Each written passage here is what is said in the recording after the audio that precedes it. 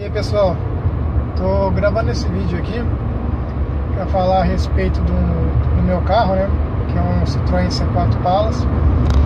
Quero falar em relação à opinião do dono, né. Um carro que tem muito mito, né, e muito preconceito também. Eu, quando comprei o carro, confesso que comprei com medo por causa da má fama da marca, né, e também em relação ao câmbio, né. Esse carro que é equipado com o câmbio L4, muitos falam mal do L4, né? E com uma certa razão, no caso. Tem muitos casos de problema do L4. E eu comprei esse carro, modelo 2007 e 2008. É o modelo exclusivo, com vários opcionais, né, em relação ao GLX. Motor 2.0, 16 válvulas. Ele possui 143 cavalos na gasolina, né? Lembrando que o meu modelo, né, 2007, 2008, esse ano não tinha ainda o modelo Flex. Os mais atuais, 2008, final de 2008, 2009, já começou a vir o modelo Flex. Os modelos Flex dão 151 cavalos na gasolina, no álcool, desculpa. Em relação ao torque, são 20,4 kg de torque na gasolina e 21,6 no álcool, no caso do Flex. Quero falar em relação aos pontos positivos, aos pontos negativos do carro, né? Todo carro tem seu ponto negativo, claro, né? Nenhum carro é perfeito. E o que às vezes é um ponto negativo para mim, não é um ponto negativo para outros. O que é um ponto positivo para mim, às vezes é irrelevante para outros. Então, eu quero expressar a minha opinião e tirar, né, dúvidas em relação a quem quer comprar esse carro agora. Começando pelos pontos positivos, né, o que me agrada no carro. Primeiro, o preço, né? C4 Palace saiu de linha em 2013, os últimos modelos foi em 2013. Nesse mesmo ano teve o C4 Lounge, né? Eu acho que em 2013, 2014 já teve o lançamento do C4 Lounge, que utiliza dois tipos de motores.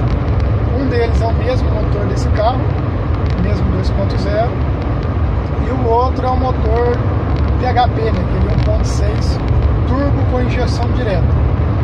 Inclusive esse motor, se eu não estou enganado, foi o primeiro motor turbo com injeção direta e flex, né, equipando esses três itens aí, se eu não estou enganado, foi o primeiro. Com a parceria com a BMW, esse motor, se eu não estou enganado, PHP. Mas enfim, não é o foco do nosso vídeo. O foco do nosso vídeo é esse modelo que saiu de linha, que é o C4 Palace. Em relação ao desempenho desse carro, é um desempenho agradável. Claro que você não vai esperar o mesmo desempenho de um Golf 2.0, até porque a categoria deles são diferentes. Mas tem o mesmo desempenho, por exemplo, do Jetta 2.0. Aí em relação ao 2.5, a diferença já é um pouco maior. O Jetta 2.5 realmente tem uma cavalaria aí maior. O desempenho dele é agradável. Ele tem um acelerador eletrônico, né? Ele não entrega aquela potência de imediato igual os carros que era com acelerador a cabo. Meu carro anterior era um Vectra e tinha acelerador a cabo, e eu já senti, porque ele era 8 válvulas, né? Os carros 8 válvulas tem o seu torque baixo. E eu já senti aquela arrancada, né, aquele tapa que o carro dava já na sua saída. O C4 Palace eu não sinto isso de primeira. Eu sinto que ele dá uma arrancada de leve e de repente ele entrega o seu torque total, dando um pouco mais de conforto, né, nas arrancadas do dia a dia. Agora, quando você quer um pouco mais de esportividade, ele dá um pequeno lag aí na arrancada. Isso não me desagrada, porque a arrancada, uma arrancada forte no dia a dia, realmente é desagradável. E o meu uso do carro no dia a dia é passeio, não tem um carro esportivo na mão. Em relação ao consumo, na rodovia com gasolina andando de 100 a 110, deve ficar na casa de 12 km por litro. Andando acima disso, fica na casa de 10,5, 11. Andando a 140, por exemplo, 10,5, 11. É um consumo aceitável como todo 2.0. O Vectra, inclusive, bebia até mais e era manual. Esse é automático. E E lembrando que esse carro é equipado com lock-up, né, no câmbio automático, então o overdrive dele não tem o escorregamento pelo conversor de torque, escorregamento hidráulico, né? Fica como se fosse um manual. E na cidade o consumo dele é um pouco elevado, faz em torno aí de 6, 7 km por litro, no máximo 8 na cidade. É muito? Um pouco, né? Se você comparar, depende do carro que você estiver comparando.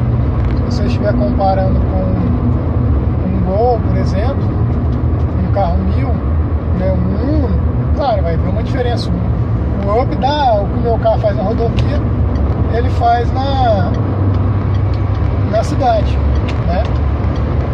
Eu já andei nesse carro numa média de 80, 90 km por hora. Ele chegou a fazer 14.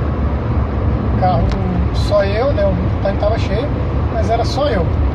Chegou a fazer 14, mas andando até 80, 90. O pouco que eu pisasse nele, o consumo era reduzido.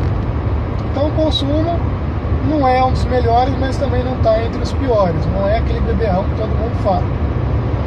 Em relação outro ponto positivo que eu acho nele é o conforto. Esse carro é extremamente confortável, macio, né? Os bancos têm uma boa pegada, tem um bom conforto, são de couros. O acabamento do carro é muito bom. Ele não tem aquelas rebarbas, não tem aquelas... Igual o Fiat, por exemplo, você vê aqueles cantinhos, né? Mal feito, mal acabado. Parece que as peças não encaixam corretamente. No C4 eu não vejo isso. O único ponto negativo do acabamento dele é os botõezinhos do retrovisor. Isso é descasca com facilidade, né? Então isso é um ponto negativo em relação ao acabamento. O restante do acabamento, o painel é soft touch. Inclusive no canal eu tenho outro vídeo dizendo dos detalhes, né, do C4 Palace, por dentro, por fora e tal. Aí vocês podem estar visualizando para poder ver os detalhes que eu estou mencionando aqui no vídeo. Em relação ao câmbio, né? O câmbio L4, ponto negativo desse câmbio é um consumo mais elevado na cidade. Ele tira um pouco de desempenho do carro, todo o câmbio automático, na exclusividade do L4. E ele é um câmbio de 4 marchas, né? Não tem umas trocas muito confortáveis, vamos dizer. Ele exige muito do motor, né? Você andando com o pé suave, pelo menos na versão do software que o meu L4 tá, tem outras versões, né? Ele anda entre 2 e 3 mil giros. Ele troca de marcha perto dos 3 mil giros. E quando você troca de marcha, ele cai para 2 mil giros, né? E ele entra a segunda marcha em 23, 24 km por hora. A terceira vai entrar em torno de 45. E a quarta entra em 70, 71 km por hora mais ou menos. Tem uma atualização que reduz esses tempos, né? Ele entra com a marcha com um tempo um pouco menor, uma rotação um pouco menor. Isso dá um pouco mais de conforto ao carro e evita o famoso solavanco, né? Aquele tranquinho que dá entre a passagem da primeira para a segunda. E no meu caso, esse tranquinho só se não tranca, você sente a marcha passar. Eu só sinto isso na primeira para a segunda. Nos restantes de marcha eu não sinto, né? E em relação à manutenção, a vida do câmbio é a troca de óleo, né? Apesar que eu não troquei o óleo do meu carro, tem 1 ano e meio que eu tenho ele e andei 35 mil quilômetros. E nesses 35 mil quilômetros eu nunca troquei o óleo do carro, do câmbio. Mas o óleo do câmbio não está gasto, né? Eu troquei uma junta que tinha e deu para mim visualizar, né, que tem um trocador de calor. O trocador de calor tem em torno de 50 ml de litro dentro dele, né? Então na hora da troca eu visualizei a qualidade do fluido da transmissão, não estava ruim. Chegando, né, aos próximos 50 mil eu vou trocar o fluido da transmissão. Nunca tive nenhum problema, nunca entrou em modo de emergência. E o que mais desgasta um câmbio automático é o modo de condução, né? Aquelas arrancadas fortes, o pessoal que gosta de dar um pau no carro, vamos dizer assim, né? Dirigir de maneira mais esportiva. Isso realmente desgasta câmbio automático, né? Fora isso, não tenho nenhuma reclamação ao câmbio, não. Nunca me deixou na mão, nunca me deixou na estrada. E é agradável. Ele tem umas trocas macias quando a manutenção está correta, quando a manutenção é feita no prazo corretamente, né? A Citroën fala que não é necessidade de troca do fluido, mas não vamos dar sopa pro azar, né? E em relação ao óleo, o óleo aqui utilizado é o Mobil, né?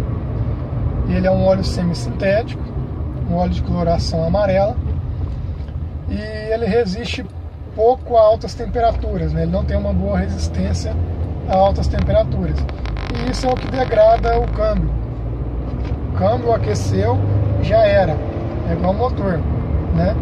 Ele não é que ele vai fundir uma junta igual acontece no motor, mas quando ele aquece, ele vai queimar os composites, né? Os discos de composite, o low-cap do conversor, e depois de que ele queima, não tem jeito, você tem que tirar o câmbio, abrir ele e fazer a retífica dele completa. Outro que sofre com as temperaturas altas são as solenoides, né? E, enfim, quando o câmbio dá problema, é um dos câmbios mais baratos de dar manutenção, tirando o óleo dele é caro, o óleo custa em torno de R$100 o litro. Eu vi alguns fóruns o pessoal trocando esse óleo por óleos sintéticos de melhor qualidade, como Dexron lá, não sei pronunciar muito bem o nome, é o Dexron 6, que é o mesmo utilizado na GM, no câmbio do Cruze. Você acha esse óleo por em volta de R$40 o litro, enquanto o Mobil, que é um óleo de menor qualidade, mas uma qualidade inferior, você vai achar em torno de R$100 o litro. Então tem uma diferença aí. Outro ponto positivo que eu posso dizer do carro é o estilo dele, né? A posição de dirigir, itens que ele tem de série que outros carros, principalmente nacionais, não tem nem como opcionais. No caso do exclusivo, sensor dianteiro e traseiro de estacionamento. Isso ajuda porque o carro ele tem um comprimento, são quase 5 metros, né? 4,77 metros de comprimento. Então isso ajuda muito. O retrovisor dele é fotocrônico, né? Aquele retrovisor, quando tem alguém atrás de você com um farol alto, ele automaticamente escurece. Os retrovisores são elétricos rebatíveis e com aquecimento, né? O desembaçador, no caso do modelo exclusivo, e não sei se o GLX possui. Acendimento automático dos faróis, limpador automático dos para-brisa, né? Tem airbag, relação à segurança, um carro extremamente seguro, possui ABS, um EBD, que é o repartidor de frenagem, tem o AFU, que é uma frenagem de urgência, você pisa no freio com uma certa velocidade, ele entende que é uma frenagem brusca e despeja toda a força do freio, né, nos pistões. Freio a disco nas 4 rodas, né? Apesar do disco traseiro não ser ventilado, mas os dianteiros são ventilados e tem uma boa taxa de frenagem, né? E olha que o carro é pesado, é um carro de 1.450 kg vazio, para você ainda associa com o combustível, mala e os integrantes do carro, esse peso ainda eleva mais. Outro ponto positivo é o porta-malas, é o maior da categoria, né? Para você ter um porta-mala maior que esse, só mudando de categoria, né? Vamos dizer assim, são 580 litros. E é um porta-mala fotográfico, ele não tem aquele bracinho que entra para dentro do porta-mala, que reduz, né, o espaço do porta-mala. Ele não tem isso. As hastes dele ficam na lateral ali da tampa e se encolhe, né, pela própria tampa ali e não invade o porta-mala. Então isso é muito agradável. A posição de dirigir do carro é agradável, né? Você tem regulagem de altura do banco, você tem regulagem de altura e profundidade do volante. O carro tem limitador de velocidade, tem o cruise control, né, que é o da velocidade de cruzeiro, que eu estou utilizando agora. Meu carro está travado em 120 km/h. Está fazendo 12,6 agora, vou mostrar para vocês. E eu estou sem pisar no acelerador, sem pisar no freio, só com a mão no volante. É o piloto automático, né? O pessoal diz aqui. Ele acaba, está começando a escurecer, ele acabou de acender os faróis agora. Então isso é um conforto a mais do carro. Okay? Em relação aos pontos negativos do carro, é um carro que, como eu comprei ele barato, pela desvalorização, na hora de vender eu vou sofrer com essa desvalorização. Tem uma certa desvalorização, correto? E isso seria um ponto negativo na venda. Não é um carro que você consegue vender igual o Corolla, por exemplo, da noite do dia, né? O Corolla você vende de uma maneira muito mais simples, muito mais fácil. Mas nenhum carro é invendável, vamos dizer assim, né? Não tem como você ficar sem vender. Claro que você vai vender, só achar o comprador certo. Eu fui um comprador certo para quem vendeu esse carro, por exemplo. Outro ponto negativo do carro é a suspensão. Todo mundo reclama da suspensão traseira do Pallas, que ela tem um diâmetro curto e é extremamente macia. Então se você passa no porta-malas, no quebra-mola, de uma maneira mais rápida, né, você sente o amortecedor chegando no fim do curso e o batente batendo, né, no amortecedor, daquele soco, aquela pancada seca. Isso é crônico de todo C4, né, de todo PSA, na verdade. C4, 307, 408, todos eles sofrem com isso. Eu comprei o carro com o COFAP Turbogás, né, aqueles amortecedores a gás. O original é a óleo. É o amortecedor mais rígido, mais firme, deixou o carro mais firme, porque os originais, eles são bem molengas, né? Você vai fazendo uma curva, você sente o carro sendo aquela rolagem, né? Você sente o carro sendo jogado. E com os amortecedores da COFAP você não sente tanto isso. Se você puder colocar uma mola um pouquinho mais esportiva, isso melhora mais ainda. Mas eu não gosto de carro baixo, então mantive as molas originais. E desde que eu comprei o carro, com esses 35 mil quilômetros, nunca troquei uma peça de suspensão dele. Em relação à manutenção, é um ponto negativo? Depende, né? As peças são caras? Não é tão cara, não é tão cara igual se você comparar com os mesmos da categoria. Está no mesmo preço de Civic, está no mesmo preço de Corolla, está no mesmo preço de Cruze. Em relação ao Cruze, eu acho que é até mais barato. A GM elevou muito seus preços. E está abaixo do Ford. Ford é a montadora que tem os preços de reposição mais salgados aí, né? É um pouco mais difícil de achar algumas peças, né? Não é umas peças que você acha fácil para reposição. Mas se você tiver 3, 4 dias para esperar, você compra fácil na internet. São vários sites aí que são especialistas em franceses, né? Então, em relação a peças, não achei que seja um grande ponto negativo. Mas sim mão de obra. A mão de obra dele é um pouco complicado. Nem todos os mecânicos têm a capacidade, principalmente no interior, né? Eu moro no interior de Minas Gerais. Não são todos os mecânicos que têm a capacidade de mexer no carro. Apesar que ele não é nenhum extraterrestre, né? A suspensão é igual a qualquer outro carro, mas a injeção dele é um pouco mais sensível, né? E exige que a pessoa tenha um bom conhecimento. A parte elétrica dele também é bem complexa. Tudo nele é multiplexado. O que seria isso? Tem módulos para tudo.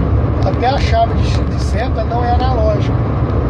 São só 4 fios que interligam todos os módulos, que é o positivo e negativo de alimentação do módulo e o can-high e o can-low, que é da rede CAN, né? Então tudo nele é interligado, é multiplexado. Até os retrovisores, o rebatimento do retrovisor é multiplexado. Então isso exige um conhecimento a mais de quem está fazendo a manutenção. Apesar que a maior parte da manutenção desse carro quem faz sou eu mesmo. Gosto de fazer a manutenção do meu próprio veículo. Outro ponto negativo seria essa coluna de direção dele. Deixa eu mostrar para vocês. Essa coluna aqui, ó, ela tira muita visibilidade do carro. ela é larga, né? E fica numa posição ruim. Então acaba tirando dos dois lados, acaba tirando a visibilidade do carro, né? Não fica legal de você fazer uma curva e deixa um grande ponto cego. Aqui eu estou a 120 km/h e o consumo dele 12,9. Eu zerei quando eu saí de casa, andei 36 km, uma média de 98 km/h, porque teve um trecho de cidade. Então eu fiz aí, né, esses 12,9 aí. Então não é um consumo que me desagrada. Um carro para você usar para viagem e tal. Agora, se é no dia a dia que você utiliza muito na cidade, talvez não seja um carro mais indicado para você. Outro ponto positivo do carro que eu esqueci de mencionar, que é o ar-condicionado Pisone, né? Você tem além de ser digital, automático, você controla uma temperatura do lado do motorista, do lado do passageiro você controla outra temperatura. Tem difusores de ar traseiro para quem está atrás. No Picasso, por exemplo, tem até o ar-condicionado mesmo. Esse não é ar-condicionado, é apenas um difusor de ar. Só que ele pega o ar da frente e taca para trás. Consequentemente, ele vai pegar o ar frio daqui da frente, né? E tacar para trás. Então ajuda muito para quem está no banco de trás.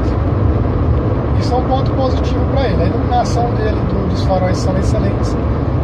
Tem um modelo que é com farol de xenon direcional top, esse farol, viu? Muito chique. Você tem um controle automático, né, de altura, conforme tem peso do carro ele regula a altura. Ele tem direcional, né, você faz a curva, ele acompanha o sentido da curva, além de ser de xenon, né, de 4.300 Kelvin de temperatura, e 35 watts as lâmpadas. Os halógenos são de 55 watts, né, lâmpada H1 e H7 para o farol baixo e farol alto, e H11 no modelo que tem milha de vidro, né, de lente de vidro, e H16 para quem tem um modelo de plástico, né, polietileno. Então esses são os pontos positivos dele. O ponto negativo é o som. Apesar de ter o controle no volante, você controla todo o carro no volante, né, sem nenhuma exceção. Tudo que está no carro você controla pelo volante. Computador de bordo, som, tudo você controla pelo volante. Mas o som ele é um pouco fraco, ele só tem duas equalizações, né, alto e baixo, né? E no caso do meu não tem USB, mas quem tem USB também não tem uma qualidade muito boa. Então, para quem quiser trocar o carro, o som, tem que usar uma interface de volante e utilizar o som que você quer. Resolve o problema. Só que aí você cria um outro problema para quem tem um sensor de estacionamento. Tem que ser uma interface que suporta o sensor de estacionamento. E essa interface é um pouco cara, em torno de R$600. Eu não achei vantagem, então não troquei. Preferi ficar com o som original. O outro é o pessoal colocar uma central multimídia, né? Com a alta do dólar hoje, o dólar é a 4,3, 4,5, sei lá quanto está o dólar hoje, está saindo mais de R$2.000 uma central multimídia. Para mim que eu utilizo pouco, não utilizo os recursos na central multimídia, não é viável. Só para ter um pendrive e uma telinha sensível ao toque, não acho que seja vantagem não. Mas é gosto, né? Se você acha que é uma vantagem, você é um jovem, solteiro, acho que é vantagem. Só você importar pela AliExpress. O pessoal também compra pelo Mercado Livre, é um pouco mais salgado, né? Mas você consegue também comprar, tem a vantagem do prazo de entrega. E os alto-falantes dele é de uma via. Eu troquei os dianteiros com de 3 vias, o traseiro continua original, deu uma diferença legal no som, né? Os alto-falantes são bem ruins, os originais. Enfim, o sistema de som dele não é legal não. Se você quiser um sistema de som aí melhor, você vai ter que fazer um investimento nesse quesito. E eu acho que é isso. Vou ver aqui se eu consigo colocar mais aqui no vídeo e posso estar passando para vocês aí para o canal. Tem diversos vídeos no canal que eu mostro em relação às manutenções que eu faço no carro, né? Aos vídeos que eu coloco em relação ao C4. A maior parte dos meus vídeos aí em relação ao C4 Palace. Faço parte do grupo de usuários de C4, né, que possuem o C4 Red, C4 Palace, C4 VTR, Picasso, Grande Picasso, são todas as linhas da C4, Lounge também. E eu tiro muito dúvida do pessoal, tiro minhas dúvidas também. O pessoal se ajuda muito. Isso é interessante, isso é legal, além de criar uma amizade no grupo, né? E em relação aos defeitos que eu tive no carro, primeiro foi a bateria. Tive um problema com a bateria do carro, o carro ficou todo louco. Tanto erro de SP, de frenagem, câmbio automático, muitos erros no carro. Fiquei louco na hora. Parei o carro e o carro não dava mais partida. Como eu tenho um certo conhecimento mecânico, a primeira coisa que eu fiz quando ele não estava girando o motor de partida foi testar a bateria. Vi que a bateria realmente não estava legal, não estava subindo carga. Troquei a bateria, coloquei uma de 60 amperes da Bosch e pronto, problema resolvido. Nunca mais tive problema na parte elétrica. As pastilhas de freio traseira estavam gastas, eu troquei elas, uma da marca Fraser, não sei qual que é a marca original, mas eu utilizei Fraser, uma excelente marca de paralelo, de peças paralelas para freio. Ela, a Brembo, né, são excelentes. E eu paguei R$70. Tem a Varga também, Varga mais inferior, mas ainda não é tão ruim não. E eu paguei em torno de R$70 o kit, né, com 4 pastilhas. Não troquei o disco estava legal. Troquei a pastilha e R$30 de mão de obra. Não tinha ferramenta para recuar o pistão, por isso preferi pagar R$30 para a pessoa trocar. Aí eu mesmo troquei o fluido e fiz a sangria do sistema. Outro problema que eu tive não, né? Foi um problema colocado. Foi em relação à correia dentada. Troquei a correia dentada, todo carro que eu compro, a primeira coisa que eu faço é trocar a correia dentada. Paguei R$400 no kit, correia, tensor e polia auxiliar. Correia da marca Daikin, original Continental, você pode comprar Continental. E eu comprei o tensor e o rolamento da SKF, que é uma excelente marca. Paguei R$400 no kit. Na hora de trocar, paguei R$100 de mão de obra pro cara trocar e ele deixou, né? Fez com a tinta, né? Esse motor, a polia do VB é chavetada, mas ela tem uma folga na chaveta para compensar o tensionamento do tensor, na hora que você vai fazer o tensionamento. E se você não tiver as ferramentas, né? Inclusive no vídeo eu tenho explicando isso, tem um vídeo explicando isso, mostrando a ferramenta. Acabou que o motor ficou fora do ponto, o servo-freio ficou duro, motor falhando, sem desempenho e tal. Comprei a ferramenta, levei em outro mecânico e ele mesmo colocou no ponto para mim. Aí eu tenho a ferramenta guardada para uma futura troca, né? Então, nesse caso, foi um defeito colocado. É aquele ponto que eu tinha falado anteriormente, em relação à mão de obra qualificada para essa linha. Então, os mecânicos daqui da minha região estão acostumados com GM, Fiat, né? Volkswagen. Então, quando pega os franceses aí, acaba ganhando um tapa na cara do francês, né? Eu acredito que esses problemas, não estou lembrando dos... eu tive um problema também com a válvula de purga do canister, né? Tava dando uma entrada de ar falso, até achei que era a tampa de válvula, que ela costuma romper um diafragma lá. Aí eu até tenho um vídeo de eu colocando filtro, isolando o diafragma, né? Colocando um filtro lá. E o problema aparentemente resolveu no início, mas depois voltou. Aí eu comprei uma caneta de sinal para testar o canister. O sinal elétrico estava ok, então eu já preferi tirar a válvula. Quando eu isolei o canister, parou o problema. Aí eu tirei a válvula, comprei uma válvula no Mercado Livre e troquei a válvula do canister. Outro problema que eu tive, né, foi em relação ao interruptor de pedal de freio. Ele deu problema e com isso o carro entendia que eu estava pisando no freio a todo momento, não ativava o controle de cruzeiro, não passava marcha, né? E quando você está colocando o freio ele não sobe marcha. E eu percebi isso porque o câmbio, né, a manopla do câmbio é travada e só destrava quando você pisa no freio. Eu vi que ela estava destravada, estava solta. Então eu entendi que Aí eu pisei, puxei o freio para trás, ele voltou ao normal, travou. Aí eu fiz a troca, em torno de R$50 esse interruptor, e pronto, não deu mais problema nessa parte. E eu acho que foi a única manutenção que eu fiz, o restante foi preventivo. Troca de freio, de óleo de freio, óleo do motor, né? Tem até um vídeo mostrando trocar o óleo do motor, fluido de arrefecimento e diversas outras manutenções aí. Qualquer dúvida que vocês tiverem em relação ao carro, e não tiver descrito nos vídeos, vocês podem estar perguntando nos comentários aí, que eu vou ter o maior prazer em estar respondendo para vocês, desde que eu saiba responder para vocês, desde que eu tenha conhecimento para responder. Não vou falar nenhuma besteira, né? Eu vou procurar, se eu não souber, eu vou pesquisar, vou procurar aí em fóruns e tal, vou perguntar para quem entende, para quem tem o conhecimento, e posso estar tirando uma dúvida para vocês, beleza? Para mim é um carrão, é um carro acima de todos os carros que eu utilizei. Em relação ao custo-benefício, excelente. Só pegue o carro de um dono bem cuidado.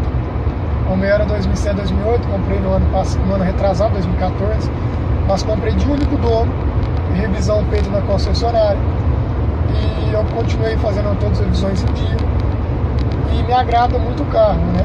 O estilo do carro me agrada, o cubo fixo é muito legal, e realmente quando eu saí para comprar o carro, eu saí para comprar um C4 Palas exclusivo. Só não comprei com o pacote, porque eu não sabia que na época existia esse pacote do Tech, né? Seria mais 4 airbags laterais e de cortina, e também o farol direcional, o banco de motorista elétrico, meio manual. Um outro detalhe de segurança importante que eu estava esquecendo de mencionar: controle de tração, controle de estabilidade. Isso ajuda muito, já me salvou de uma aquaplanagem, eu perdi o controle do carro. Isso, galera, salva a vida de quem possui, viu? Ele atua nos freios, né? Jogando pro lado da curva. Se você sair fora na curva, se você estiver patinando, ele bloqueia com os freios a roda que está patinando. Então ele tem uma série de itens aí de segurança que é excepcional, ajuda muito na condução no dia a dia. É raro você usar o controle de tração, mas quando usa, te salva de uma lascada aí, né? Então, pra mim, é um custo-benefício excelente. Eu paguei caro na época pelo fato de ser um dono zeloso, paguei 30 mil. Eu achava modelos na época por 27, 28 mil. Hoje eu posso vender ele por 24, 25 mil, né? Em um ano e meio perdi 5 mil reais, talvez até mais, não sei como que vai ser na hora de venda. O valor de tabela dele está em 27 mil hoje, mas esse carro é sempre vendido abaixo de tabela. Espero que vocês tenham gostado do vídeo. Um forte abraço e tenha aí uma excelente semana e um bom dia.